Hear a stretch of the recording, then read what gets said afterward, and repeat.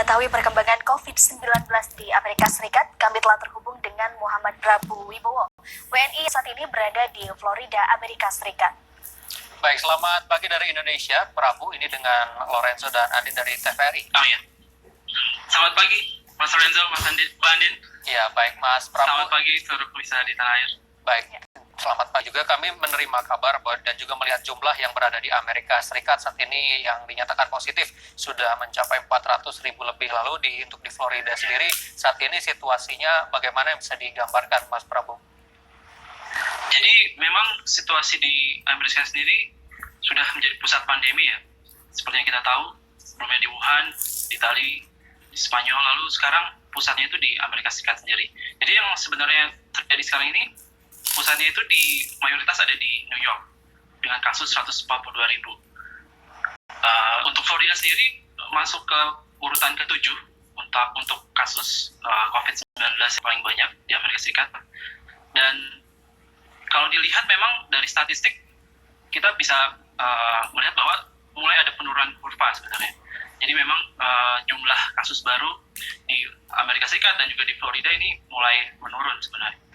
Namun untuk kasus kematian ini sudah masih meningkat ya. Jadi kalau digambarkan oleh para ahli di Amerika, puncaknya itu diperkirakan tanggal 16 April. Untuk di Florida, kasus terbaru itu ada di Miami. Jadi mengenai Coral Princess Cruise Ship. Jadi ada 12 orang positif di sewaktu boarding dan 3 orang yang meninggal. Iya. Seperti itu mungkin di Florida. Ya, baik Mas Prabu. Tadi dikatakan ada penurunan kurva di Florida sendiri. Apakah langkah-langkah yang dilakukan di pemerintah Florida itu sendiri, Mas Prabu? Jadi di Amerika sendiri kebijakannya itu mirip di Indonesia. Jadi tiap state diberikan kebebasan untuk penanganan COVID. Kalau di New York karena memang kasusnya sudah sangat tinggi, diberlakukan lockdown. Tapi kalau untuk di Florida ini masih sebatas himbauan stay at home. Jadi memang kebijakan di tiap state beda-beda dan di Florida itu tidak ada lockdown. Namun mulai ada himbauan untuk stay at home. Jadi diberlakukan jam malam di Florida dan khususnya karena saya berada di kota Florida di Tallahassee itu dibatasi jam keluar itu tidak diperbolehkan di atas jam 11 malam. Jadi kalau ingin keluar itu ada patroli biasanya. Jadi untuk menghindari patroli tadi sebisa mungkin di bawah jam 11 malam. Oke, berarti ada himbauan ya untuk waktu beraktivitas begitu. Lalu kira-kira masyarakat di Florida sendiri bagaimana dalam menanggapi himbauan yang diberikan, tentunya juga dengan melihat negara mereka Amerika Serikat menjadi pusat pandemi di dunia. Nah, memang kalau untuk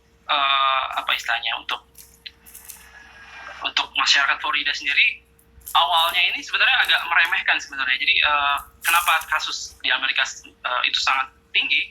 Karena memang di awal itu ada anggapan bahwa COVID-19 ini aman untuk anak muda. Jadi pemberlakuan lockdown itu kan waktu spring break, liburan spring break.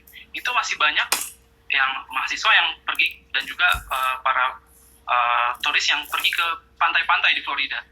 Dan itu karena memang ada anggapan mereka meremehkan bahwa yang tidak terlalu berbahaya. Tapi akhir-akhir ini mulai banyak kasus yang menimpa pada anak muda, bahkan membuat beberapa yang kritis dan bahkan ada yang meninggal.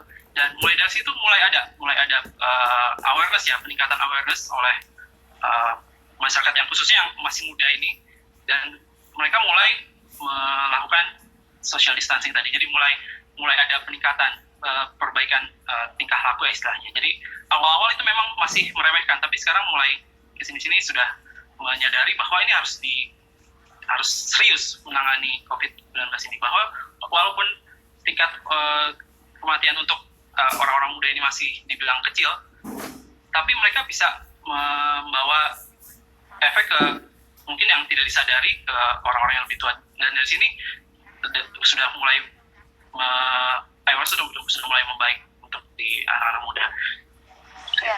Mas Prabu, menurut sebuah laporan dibandingkan generasi yang berusia 40 sampai 50 tahun dan juga generasi milenial ini memiliki masalah kesehatan seperti perilaku yang depresi atau juga stres begitu ya yang dikata tadi Mas Prabu. Apakah itu benar Mas Prabu? Iya, jadi memang di kampus saya sendiri banyak bantuan ini nggak hanya berupa makanan ya, tapi juga berupa hotline untuk depresi. Jadi sudah mulai banyak orang-orang yang khususnya mahasiswa ya, karena kan mereka yang di sini kebanyakan mahasiswa S1 itu tidak hanya fokus belajar, tapi juga kebanyakan mereka bekerja. Jadi banyak orang-orang yang kehilangan pekerjaan, kehilangan pendapatan. Nah dari situ banyak layanan konsultasi yang disediakan oleh pemerintah dan juga oleh kampus. Jadi untuk menghindari depresi itu tadi, dan juga ada kebijakan-kebijakan tambahan. Jadi seperti bantuan untuk mereka yang tidak bekerja itu ada bantuan sebesar $600. Jadi untuk meringankan istilahnya beban pikiran, beban makanan, selain dari yang tadi beban yang lain-lain, jadi ada juga beban moral tadi, beban pikiran. Nah itu sudah mulai disediakan bantuan seperti layanan hotline, layanan konsultasi, dan juga sekarang yang terbaru ini ada COVID Relief Stimulus Package. Jadi pemberian uang tunai untuk warga pembayar pajak di Amerika Serikat, dan diharapkan ini bisa meringankan beban masyarakat di Amerika Serikat sendiri. Oke, untuk stimulus ini Mas Prabu apakah juga berlaku bagi warga negara asing atau polanya seperti apa? Pure dana atau nanti juga ada package lainnya yang diberikan oleh pemerintah setempat? Jadi memang kalau di mahasiswa kayak saya, misalkan saya bukan bekerja ya, jadi itu memang harus membayar pajak. Nah itu setiap tahunnya dapat istilahnya tax return. Nah itu bisa mendapatkan stimulus package. Bahkan tadi saya juga membaca berita di Chicago itu mulai dibagikan COVID Relief Stimulus Package tadi, dan itu untuk semua, termasuk imigran juga. Jadi memang sifatnya menyeluruh untuk bantuan tadi. Dan bantuan-bantuan juga banyak ya sekarang. Jadi bantuan nggak hanya diberikan oleh pemerintah, namun juga institusi donasi. Bahkan kampus pun ada yang menggalang donasi untuk pelajar. Jadi kalau saya lihat sih sekarang masyarakat sudah saling membantu, istilahnya saling care. Jadi mulai ada bantuan jadi nggak hanya mengharapkan bantuan dari pemerintah, namun juga dari yang individu juga mulai menawarkan. Kalau saya lihat di sosial media itu banyak orang-orang yang menawarkan, saya punya ini, saya punya. Jadi sebenarnya sudah sangat membantu sekarang. Oke, baik.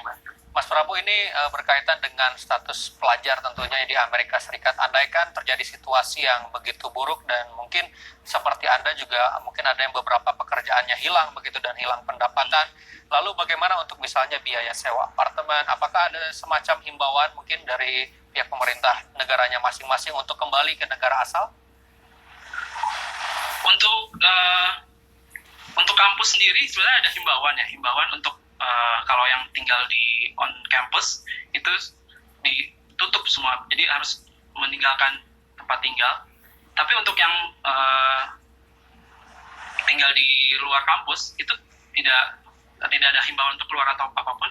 Dan juga namun ada kebijakan dari pemerintah untuk meringankan biaya sewa dan biaya listrik, air itu diperkenankan untuk mengajukan. Jika keberatan itu diperbolehkan untuk terlambat hingga bulan Mei. Jadi ada kebijakan lain dari pemerintah yang meringankan tadi. Jadi untuk masalah tagihan itu juga diperkenankan untuk mengajukan keringanan. Khususnya kayak saya ketika membayar itu ada pilihan apakah Anda membutuhkan untuk mengajukan untuk membayar terlambat, itu ada pilihannya. Oke. Berarti apakah juga tersedia Mas Prabu mungkin bagaimana apabila ada masyarakat di sana baik warga negara Amerika maupun warga negara asing yang andaikan pekerjaannya ini hilang akibat wabah COVID-19, apakah ada layanan bagi mereka untuk memberikan aduan begitu terkait kesulitan yang dihadapi? Oh iya, ada. Jadi ada unemployment stimulus namanya. Jadi unemployment stimulus ini dapat $600 sebulan per bulan. Untuk waktunya ini sampai bulan Mei. Sorry per minggu $600 per minggu. Jadi employment stimulus ini sifatnya mereka yang kehilangan pekerjaan mereka bisa mengajukan ke pemerintah di Florida ya. Jadi memang ada bantuan khusus untuk unemployment tadi, stimulus. Iya, Mas Prabu, untuk ketersediaan rumah sakit di Florida sendiri saat ini seperti apa, Mas Prabu? Untuk stok makanan ya, untuk tadi tidak jelas. Ketersediaan rumah sakit di Florida sendiri bagaimana saat ini, Mas Prabu? Persediaan penanganan COVID. Jadi kan karena COVID ini beda ya, jadi karena memang sangat menular, jadi ada rumah sakit khusus yang dikhususkan untuk menangani penyakit COVID tadi. Jadi memang kalau untuk ada masyarakat yang merasa mereka tertular, itu ada tahapan sebenarnya. Jadi mereka tidak langsung datang ke rumah sakit, namun juga mereka harus awal telepon ke dokter, lalu misalkan mereka biasanya disarankan untuk isolasi diri, namun jika dimungkinkan untuk pemeriksaan. Jadi ketika pemeriksaan itu mereka dimungkinkan untuk datang untuk diperiksa, dites seperti drive-thru. Lalu ketika positif dan juga ditunggu untuk berapa lama tidak mengalami perbaikan, maka mereka bisa diajukan untuk dirawat di rumah sakit. Dan kalau di kota saya sendiri, Tallahassee, itu ada satu rumah sakit, Tallahassee Memorial Hospital, tapi memang yang saya perhatikan masih cukup karena memang di Florida ini sendiri tidak begitu banyak untuk kasusnya, jadi masih bisa tertangani. Oke, baik Mas Prabu, saya ingin mendengar saran dari Anda. Anda saat ini berada di Amerika Serikat, tentunya menjadi pusat pandemi. Tetapi di Florida sendiri belum diberlakukan lockdown, masih berupa himbauan social distancing. Lalu bagaimana Anda menghadapi hal ini dan juga apa yang bisa Anda sarankan bagi masyarakat Indonesia? Jadi sebenarnya untuk saran, memang kita hanya bisa mengikuti himbauan ya, mengikuti aturan dari pemerintah.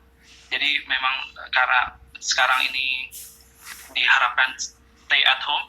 Nah, kalau bisa memang stay at home. Dan memang kalau ketika kita kerja dari rumah, serasa produktivitas kita menurun. Tapi itu nggak perlu dikhawatirkan karena memang kita hanya nggak